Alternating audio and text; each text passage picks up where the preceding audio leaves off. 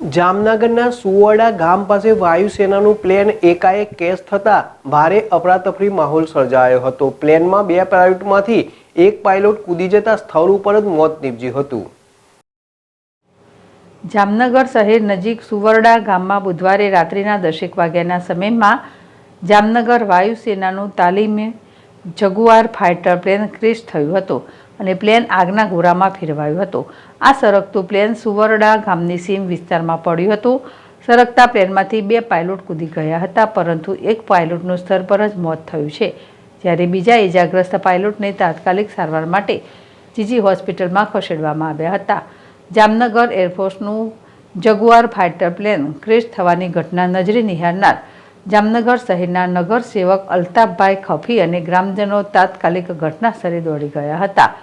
સૌપ્રથમ ઇજાગ્રસ્ત હાલતમાં રહેલા પાયલોટને પ્રાથમિક સારવાર આપવા માટેની વ્યવસ્થા ગ્રામજનો અને નગર સેવક અલ્તાફભાઈ ખફી દ્વારા કરવામાં આવી હતી।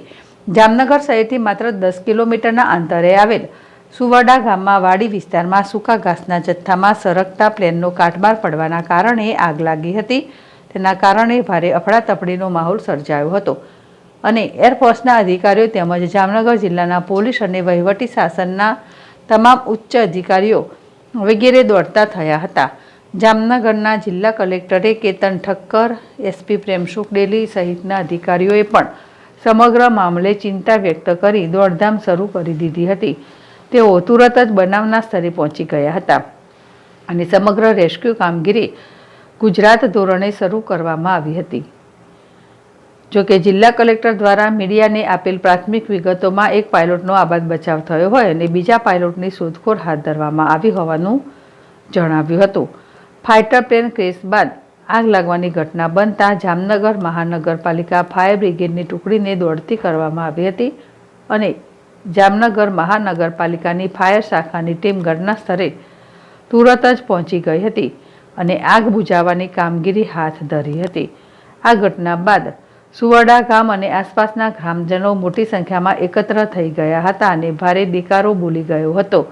જામનગર પોલીસ વિભાગની ટીમ તથા એરફોર્સ વગેરેનો ટીમ દોડી જઈ સમગ્ર વિસ્તારને કોર્ડન કરી લીધો હતો।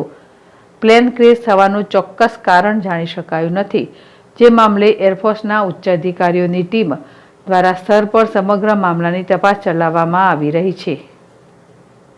Harshal Khandedia, ZSTV, Jamnagar. GG hospital trauma સેન્ટરમાં એક વાયુસેના અધિકારી જામનગરમાં ઘાયલ થતા અહીંયા આવેલા છે।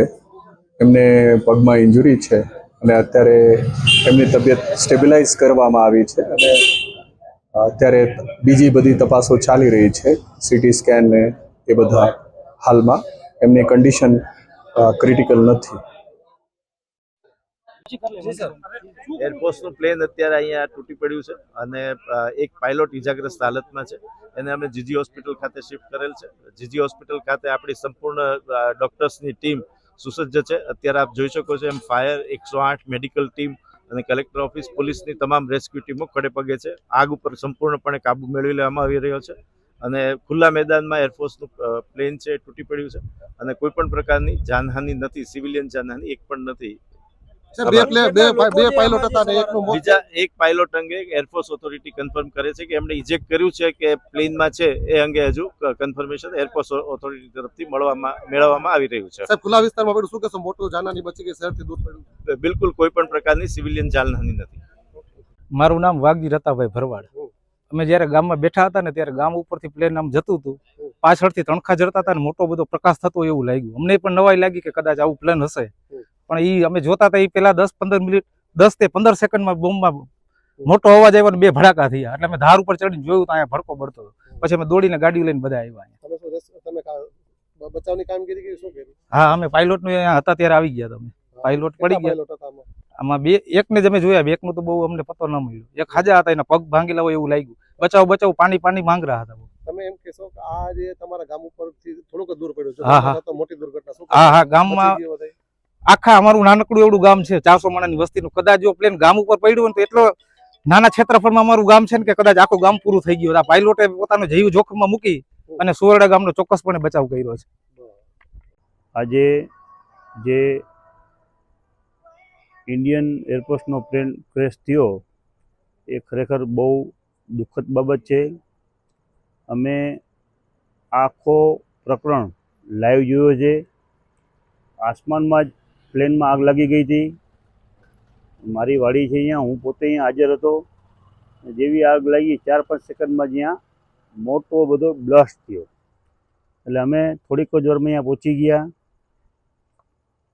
ગયા એટલે અહીંયા અમે જોયું કે અહીંયા મલબામાં આગને આમ ફુવારા ઉઠતા હતા. આગ બહુ ભયાનક આગ હતી. પછી અમે પોતે અહીંયા જઈ રેસ્ક્યુ ટીમને બોલાવી, ફાયર બ્રિગેડને ફોન કર્યા. પણ ખરેખર સૌથી પહેલાં હું જામનગરની પોલીસ એકેડમીને ધન્યવાદ દઈશ કે પોલીસની ટીમ સૌથી પહેલાં પહોંચી, પછી ફાયરની ટીમ પહોંચી અને પોલીસની કામગીરી બહુ જ વખાણ કરવા લાયક છે. પછી પાયલોટ હતો, એક પાયલોટ ઘાયલ હતો, અમે એની પાસે પહોંચ્યા. પાયલોટ આગળ સૌથી પહેલાં પહોંચનાર વ્યક્તિ હું છું. મેં એની આગળ વાત કરી તો પાયલોટે બહુ સુંદર વાત કરી કે અમે તમારું અહીંયા રણજીત સાગરજી લેક છે અહીંયા ઉતારવાની ટ્રાય કરી, પણ ખરેખર અહીંયા અમારાથી ઉતર્યો નહીં. પ્લેન વહેલો બ્લાસ્ટ થયો અને અમારા ગામ, મારા વાડીની બાજુમાં જ સુવેડા ગામ છે. એ સુવેડા ગામથી માત્ર 2 જ કિલોમીટર કહી શકીએ. એ સુવેડા ગામમાં આવત તો બહુ મોટી જાનહાની થઈ. પણ ખરેખર પાયલોટની સમજદારી કહી શકીએ આપણે, પાયલોટની હોશિયારી કહી શકીએ. એ પાયલોટને આપણે જેટલા વખાણ કરીએ એટલા ઓછા છે. એ બિચારા એનો એક પાયલોટે તો મને જ્યાં સુધી મેસેજ છે ત્યાં સુધી ગુજરી ગયો, એનો મૃત થઈ ગયો. પણ એ બિચારા 2 પાયલોટે એક છેલ્લી સેકન્ડ સુધી ટ્રાય કરી કે અમે ગામ બચાવીને, સાવ કોરો પાટ હતો, ત્યાં સીમ હતી, અહીંયા એ પ્લેન ક્રેશ થયો. સૌથી પહેલે પહોંચી મેં આખો મલબો જોયો, મેં આગના ધુવાણા જોયા, મેં આખો પ્લેનનો જે ક્રેશ થયો જોયો. જ્યારે પાયલોટ આગળ ગયો ને પાયલોટે જે વાત કરી, હું ઇન્ડિયન આર્મીને સલામ કરું છું, હું ઇન્ડિયન એરફોર્સને પણ સલામ કરું છું કે એરફોર્સે જે એના પાયલોટે જે તકેદારી રાખી છે અને જે પાયલોટે મહેનત કરી અમારું સુવેડા ગામ બચાવ્યું અને એ લોકો છેલ્લે સુધી 1 સેકન્ડ સુધી એ મહેનત કરી. છેલ્લે એનો પેરાશૂટ પણ સળગી ગયો હતો. હું એનો સાક્ષી જો એનો પેરાશૂટ ના સળગી ગયો તો એ પાયલોટનો જમણા પગમાં જે ઈજા થઈ એ ના થાત. એનો પેરાશૂટ પણ સળગી ગયો તો છેલ્લી સેકન્ડ સુધી એ ગામ બચાવવા માટે ટ્રાય કરી અને એ પાયલોટનું સેલ્યુટ કરું છું.